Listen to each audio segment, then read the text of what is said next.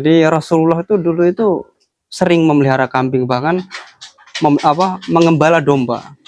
Banyak katanya kan. Nah, jadi dari situ saya tuh kok teringat satu, kalau umpamanya kita contoh Rasulullah kan kita dapat pahala. Perkenalkan, nama saya Ihwan Farorazi.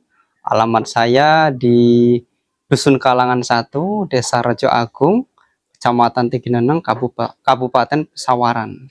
Yang mendasar untuk saya itu, yang buat saya itu sebuah motivasi untuk saya itu terjun di dunia kambing atau memelihara kambing, itu karena satu, saya teringat dulu cerita dari orang-orang yang ngajar-ngaji saya, Mas. Jadi Rasulullah itu dulu itu sering memelihara kambing, bahkan mengembala domba. Banyak katanya kan. Nah, jadi dari situ saya tuh kok teringat satu, kalau umpamanya kita contoh Rasulullah kan kita dapat pahala. Kalau kita mencontoh sunnahnya kan kita termasuk golongan orang yang mungkin mudah-mudahan mendapatkan syafaat dari Rasulullah. Jadi di sisi lain juga memang saya itu, Mas, kalau sama hewan tuh saya tuh suka. Jadi kalau sama hewan tuh saya tuh mungkin termasuk orang-orang yang pecinta hewan, Mas. Apalagi kalau kambing itu, kalau di desa itu kan mayoritas banyak, setiap rumah itu punya peliharaan kambing. Otomatis saya tuh terpengaruh, Mas, dari lingkungan itu, yang tadinya mungkin dari kecilnya itu nggak suka, otomatis jadi suka karena sering berbaur sama orang-orang yang punya kambing gitu. Jadi selain daging, Mas, untuk di usaha kambing ini banyak, Mas, yang dapat kita manfaatkan. Contohnya, Mas, kayak kohe, kotoran kambing, kotoran hewan ya, serentil kambing ini manfaatnya sangat luar biasa, Mas. Bahkan permintaan khususnya di desa itu kan mayoritas banyak yang usaha pertanian, itu sangat membutuhkan kayak pupuk alami seperti kohe ini kan. Jadi banyak, Mas, orang kesini tuh pas musimnya tandur lah, musim tandur itu banyak yang, Mas, ada kohe enggak gitu kan. Permintaan tuh banyak. Jadi di samping kita jual kambing, terus kohe pun bisa menghasilkan uang gitu. Jadi tidak ada yang namanya kohe terus kita kok bingung kotoran kita buang kemana, itu enggak kayak gitu. Permintaan pun banyak sekali. Dari hasil penjualan kohe itu biasanya dimanfaatkan untuk apa sih, Mas? Kalau dari hasil kohe, Mas, itu biasanya kita ambil, Mas, ya. Kita ambil untuk bahan beli pakan, Mas. Untuk beli pakan, tambahan beli pakan. Jadi umpamanya nih 1 bulan kita dapat uang 500.000. Nah, kita bisa belikan onggo, terus tambahan pakan yang lain lah gitu kan, biar tercukupi pakan kambingnya lah gitu kan. Jadi kalau kita ngandalkan ngarit, Mas, posisi kambing banyak ya, ada 100 ekor, otomatis kan nggak kuat. Apalagi kalau umpamanya kita nggak punya anak buah, Mas, kalau kita kerjakan sendiri nggak mungkin kuat. Nah, dengan cara kita memanfaatkan hasil dari kohe, kita belikan pakan, otomatis kan kita ringan untuk pakannya itu. Kalau di sini mayoritas per karungnya itu 12.000. 12.000 itu sudah disiapkan. Sudah kita siapkan, kita ambil, kita wadain kan pakai kantong, itu per kantong Rp12.000. Kalau penjualan kohe itu biasanya 2 bulan sekali. Kita sambil untuk bersih-bersih kandang, Mas. Karena kalau untuk 2 bulan itu kohe itu udah banyak sekali gitu. Itu kalau nggak kita bersihkan itu berpengaruh sama kesehatan kambing. Kalau 2 bulan itu rata-rata sekitar 50 karung. 50 karung selama 2 bulan. Sekitar 600 berapa gitu. Jadi gini, Mas, kalau untuk kambing yang sudah di sini beberapa hari dengan kambing yang baru, otomatis itu kan harus kita pisahkan, Mas. Karena kalau kambing yang sudah menetap di sini ataupun yang baru datang itu otomatis keadaannya berbeda, Mas. Biasanya kalau yang baru datang itu yang dalam perjalanan itu capek, terus kondisinya otomatis berbeda. pasti kita pisahkan gitu kan. Oh, ada Pasti, karantina Mas ya? ya, ada tempatnya tersendiri. Kalau yang umpamanya sudah menetap agak lama sebelah sini gitu kan, terus yang baru kita pisahkan biar nggak kontaks. Yang tadinya kambing lama itu sehat, terus terkontaminasi sama kambing yang baru yang mungkin kambing itu capek ataupun pilek. Jadinya kalau kita campur bisa sakit semua. Jadi ketika kambing yang baru kita tempatkan tempat tersendiri kan, terus kita kasih vaksin gitu kan untuk antibiotik supaya ketika kambing datang itu nggak terlalu kaget Mas. Jadi kalau kambing baru datang kita biarkan, biasanya itu Mas, karena keadaan kandang yang di sana dengan yang di sini itu biasanya berbeda. Untuk mengurangi hal-hal yang tidak diinginkan, biasanya kita vaksin dengan obat yang telah kita sediakan. Jadi kalau untuk kambing yang baru datang kan kita melihat speknya Mas. Kadang kan ada kambing yang sehat Mas ya, tetap kita kasih imunisasi lah, imun lah. Itu bisa kita kasih B kompleks, bisa kita kasih LA dengan ukuran, kalau kambingnya itu sehat sedikit aja Mas, sedikit aja. Terus matanya itu kita kasih obat tetes mata gitu kan. Biasanya kalau kambing baru datang Mas, kalau nggak kita kasih tetes mata, obat mata, 2 hari 3 hari biasanya matanya itu berembes Mas. Oh, merah semua ya? Merah itu. Istilahnya merah gitu. Terus ujung-ujungnya nanti sakit mata. Kalau sudah sakit mata itu, apalagi kalau sudah buta itu sudah sulit Mas. Waktunya cukup lama untuk untuk kembali seperti normal itu lama Mas. Jadi kita otomatis ketika kambing baru yang kita dapat dari petani ataupun istilahnya kita baru dapat, itu pasti satu kita karantina tersendiri. Yang kedua kita kasih kasih imun lah, kita kasih imunisasi, kasih vaksin lah. Istilahnya kita kasih vaksin biar kambing itu sehat.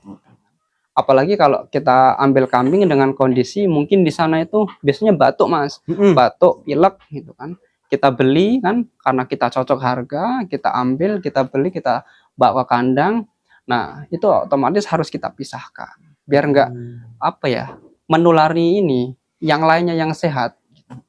Jadi kalau domba dengan kambing, dengan pengalaman yang saya alami Mas ya, memang ada perbedaan antara kambing sama domba. Jadi kalau domba itu perawatannya lebih mudah Mas, lebih mudah. Domba. Kalau kambing itu kalau sudah masuk musim penghujan itu biasanya karena faktor pakan Mas. Kalau pakan musim hujan kan basah ya. Kalau seseringan kita kasih ke kambing itu rawan Mas, rawan sakit. Cuman kalau domba enggak Mas. Domba itu mau kondisi hujan, panas gitu kan. Itu pakan apa aja mereka itu suka. Domba-domba itu lahap gitu, dan enggak mengkhawatirkan. Jadi gini Mas.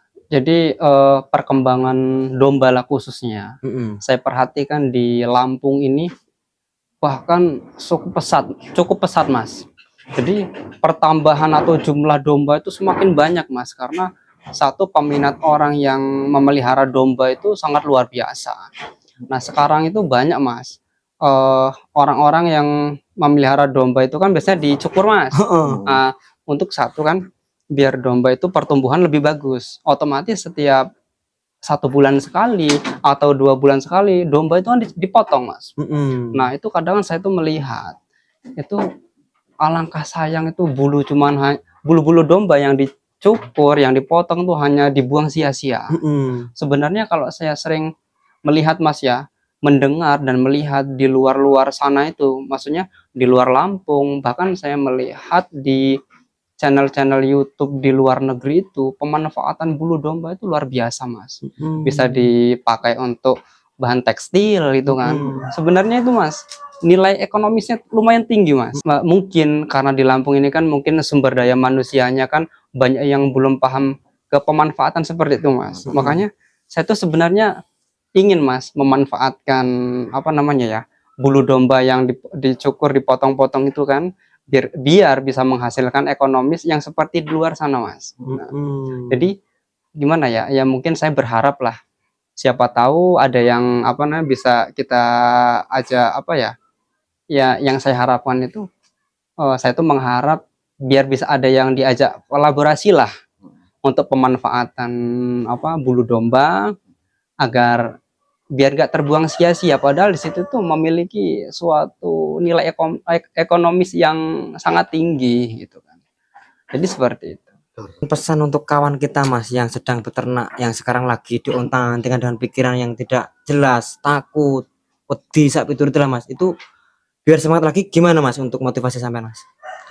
Jadi gini, harapan saya kepada rekan-rekan semua yang memelihara kambing lah, kambing, domba dan yang lain sejenisnya gitu kan. Ketika apa bingung dalam artian begini, ibarat baru awal mulai di dunia peternakan tuh kadang kan terbentur dengan satu, ketika kita memelihara, aduh jualnya kemana, itu jangan bingung. Zaman sekarang itu sudah canggih, jadi kita bisa memanfaatkan media sosial gitu kan untuk penjualan. Jadi kalau jangan khawatir untuk masalah penanganan hewan ya, kita jangan takut. Nah, kita sering-sering berbaur sama peternak yang lain ya kan, sering ngobrol-ngobrol, komunikasi kan. Jadi ketika kita dihadapkan dengan kambing kita dengan posisi lagi sakit, kita bisa tanya-tanya, ini obatnya apa gitu kan, terus cara penanganannya bagaimana gitu kan. Jadi seperti itu. Jadi kalau umpamanya kita dihadapkan dengan kambing kita sakit, kita diem aja di rumah ya bingung mau diobatin apa gitu kan. Jadi seperti itu. Jadi kalau untuk kambing jenis Etawa itu kan sebenarnya, kalau untuk kambing jenis Etawa itu ada pemanfaatan yang sangat luar biasa di lain kita penjualan kambing ataupun keturunannya Mas.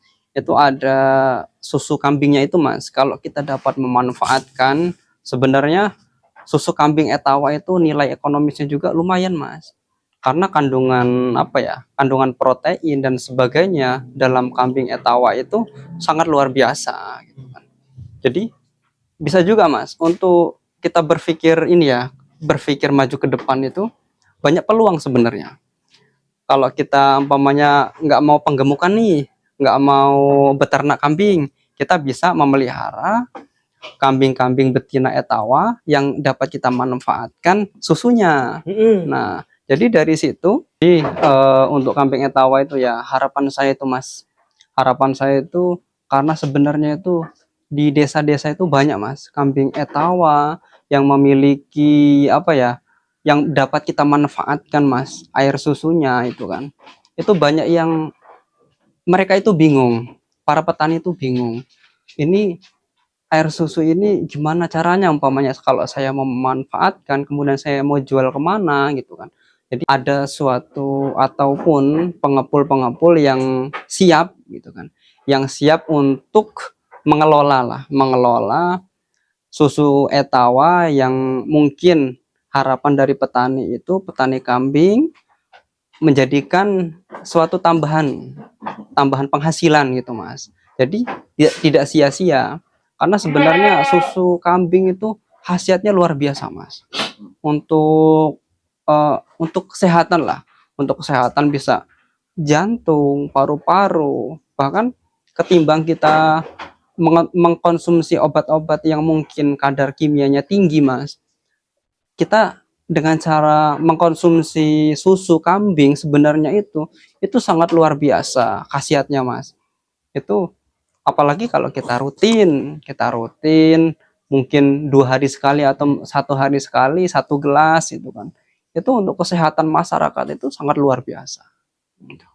Oke, terima kasih untuk Mas Hewan sudah diizinkan untuk mereview, dan semoga edukasi ataupun ilmu yang disampaikan oleh Mas Hewan bermanfaat untuk kawan-kawan kita yang di luar sana, untuk pemula khususnya.